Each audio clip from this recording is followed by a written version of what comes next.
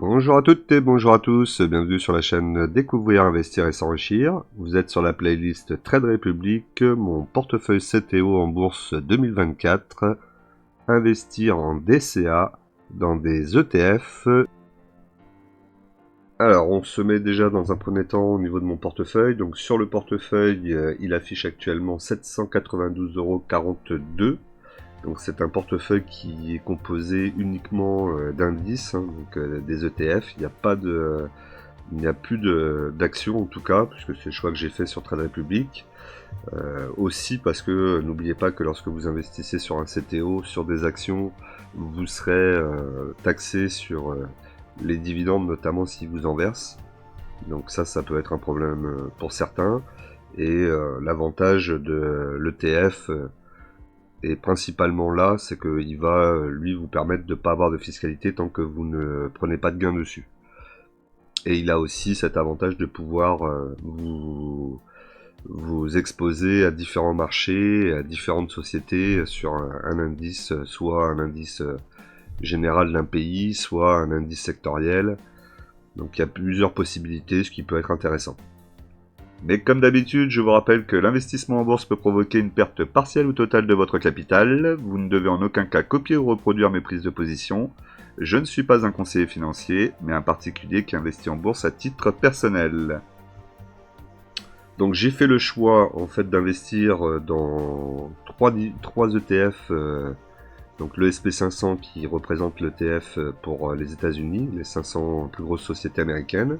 Donc on est sur un ETF équipondéré, ce qui veut dire que chaque ligne a la même pondération dans le portefeuille, au contraire du SP500 classique qui va avoir, une bêtise, mais par exemple il va avoir du Amazon qui va représenter 5% du portefeuille, on va avoir du Apple à 4,5%, et petit à petit ça va descendre de plus en plus avec une grosse majorité d'entreprises qui vont représenter moins d'1%. Donc là dans l'équipondéré c'est moins le cas.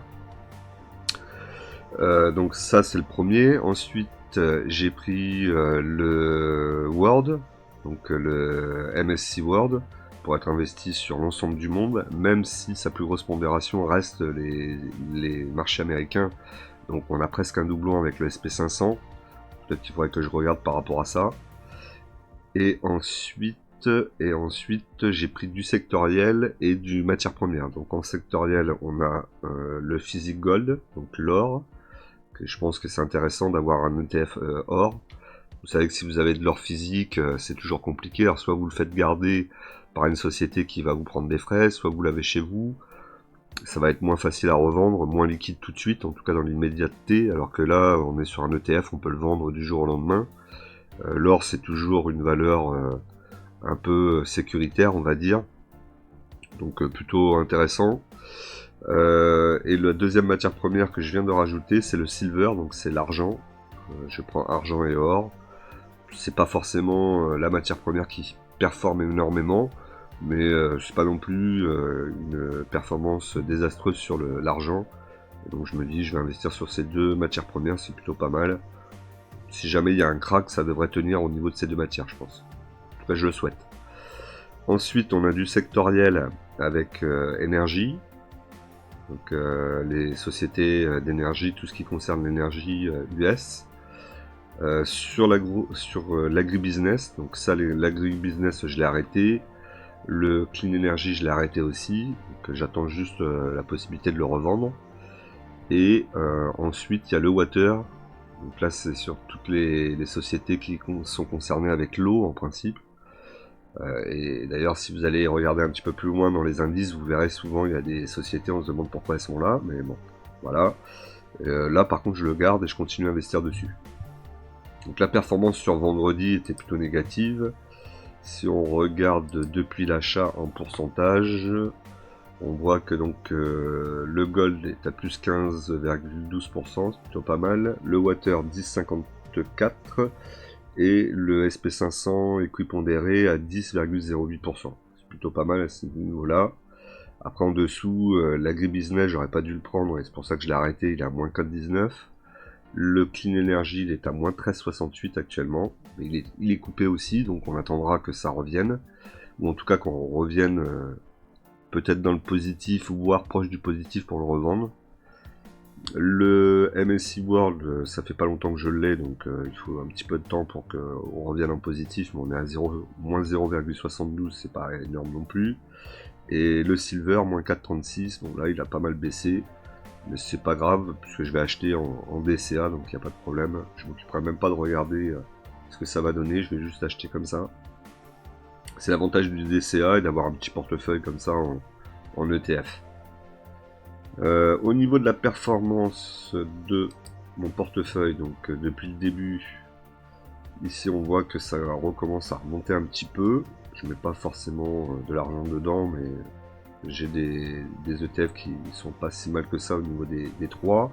Le fait d'avoir arrêté l'agrobusiness et le clean energy, je pense que j'ai bien fait aussi parce que j'aurais continué à m'enterrer avec. J'espère que ça sera pas le cas avec le silver, on verra. S'il faut, bah, on le stoppera aussi, c'est pas gênant. Et le MSI World, je pense qu'à fur et à mesure, ça va remonter. Alors le MSI World, il faut savoir aussi qu'il est relié directement à ma carte bleue, donc la carte que j'ai de Trade Republic, qui d'ailleurs fonctionne très bien. Hein. Je vous le conseille de la demander, elle est gratuite. Vous pouvez faire des achats partout dans le monde, donc franchement c'est top. Après la seule chose c'est faire attention à vos retraits, il faut retirer au minimum 100 €, sinon vous prenez des petits frais. Mais franchement sinon elle fonctionne vraiment très très bien. Et donc pour en revenir au MSI World, sur ma carte bleue, donc lorsque je paye elle arrondit et elle met l'arrondi sur le MSI World. Donc ça c'est quelque chose aussi de bien puisque vous allez investir de façon automatique sur l'indice que vous aurez choisi ou l'action. Vous pouvez choisir une action aussi et faire des multiplicateurs dessus. Donc plutôt pas mal. Franchement j'en suis plutôt satisfait, je suis plutôt content, même si c'est pas ma carte principale. Je trouve que c'est vraiment très bien, c'est très bien fait de Trade Republic. Après, évidemment, le piège, c'est que lorsque vous allez mettre de l'argent sur Trade Republic, puisque vous n'avez pas de compte séparé entre la carte bleue et le compte de trading, bah, vous allez dépenser de l'argent que vous auriez peut-être mis pour investir sur les mois qui arrivent, si vous faites du DCA. Typiquement, moi j'avais mis 300 € et j'ai utilisé la carte et bah, là il me reste plus rien, il va falloir que je remette des sous dessus, alors que cet argent était mis pour faire mon DCA sur l'année, jusqu'à la fin de l'année. Donc vous voyez les petits pièges que vous pouvez avoir, mais c'est à vous de faire attention aussi. Au niveau des actifs, donc on voit mon portefeuille est en hausse de 14,45% depuis le début avec un profit de 100,07 €. Là ici donc on voit tous mes actifs, donc on voit que je suis uniquement sur des ETF, hein, puisque c'est 100% sur ETF, vous voyez que le reste n'est rien. Vous avez la possibilité d'ailleurs sur Trade Republic d'aller sur les actions évidemment, mais aussi sur de la crypto. Les dérivés je vous conseille moins, la crypto évidemment par petite dose ça peut être intéressant d'en avoir peut-être 5% dans votre portefeuille, quand votre portefeuille commence à être construit évidemment. Obligations, ça c'est à vous de voir. L'obligation peut être intéressante aussi, ça c'est vraiment à vous de voir. Moi je suis pas très obligation. L'obligation c'est au final, vous prenez en théorie moins de risques, hein, puisque vous achetez un contrat et à l'achat du contrat vous dites que bah, ce contrat va durer, je sais pas moi, 1 an et que dans 1 an vous récupérerez 2% ou 3%. Donc là au moins c'est très clair, mis à part un défaut de l'obligation que vous avez acheté. Généralement on achète des obligations de l'État pour éviter les défauts de paiement, mais on ne sait jamais.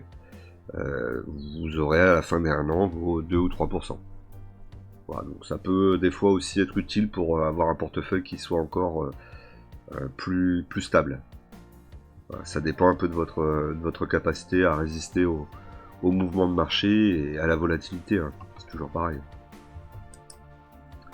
Au niveau de la répartition, donc les positions, on a donc une répartition qui est sans doute normale, hein, puisque de toute façon c'était des ETF, je les ai pas tous achetés au même moment, et j'ai pas fait le DCA au même moment, donc c'est normal qu'il y en ait qui sont plus pondérés.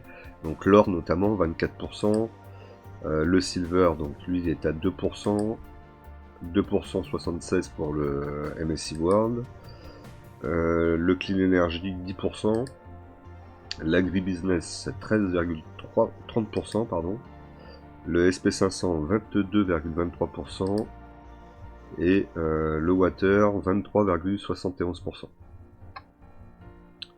Voilà pour ce qui est de la composition du portefeuille. Donc ici vous pouvez voir que maintenant j'ai 5 investissements DCA programmés. Alors pourquoi j'en ai 5? Parce qu'avec les 5 investissements programmés, ça me permet d'avoir du cash aussi. On en revient toujours à la carte bleue, ça me permet d'avoir du cash flow sur la carte bleue. Si vous avez 5 investissements programmés, vous pouvez avoir, je crois, jusqu'à 3 ou 4% de cashback sur votre carte bleue. Ça veut dire qu'à chaque fois que vous utilisez votre carte bleue, vous pouvez récupérer 4%. Alors je sais plus si c'est exactement 4%, c'est à revérifier, mais vous avez la possibilité de récupérer du cashback. Donc comme en plus je voulais investir sur d'autres matières premières, et que je voulais aller voir d'autres matières premières, et que j'ai trouvé le silver, et que j'avais déjà 4, je me suis dit bon bah je vais prendre le silver, et on verra bien ce que ça va donner. Là où je vous dis peut-être qu'il y aura un changement, ça sera peut-être sur le SP500, puisque le SP500 fait quasiment la même chose que le MSCI World. Bon, ça veut dire que je serai un peu plus pondéré, que je vais avoir certaines sociétés en double, rien que sur ces 2 ETF. C'est peut-être là où ça peut être un peu dommage. Voilà, donc là vous voyez ce mois-ci, donc j'ai fait en intérêt, parce que vous avez aussi des intérêts sur l'argent que vous laissez sur votre compte Trade Republic, donc 2% d'intérêt, j'ai touché 0,14 centimes, c'est pas énorme. Si après vous mettez des grosses sommes, ou que vous mettez Trade Republic comme votre compte principal, bah forcément ça va gonfler.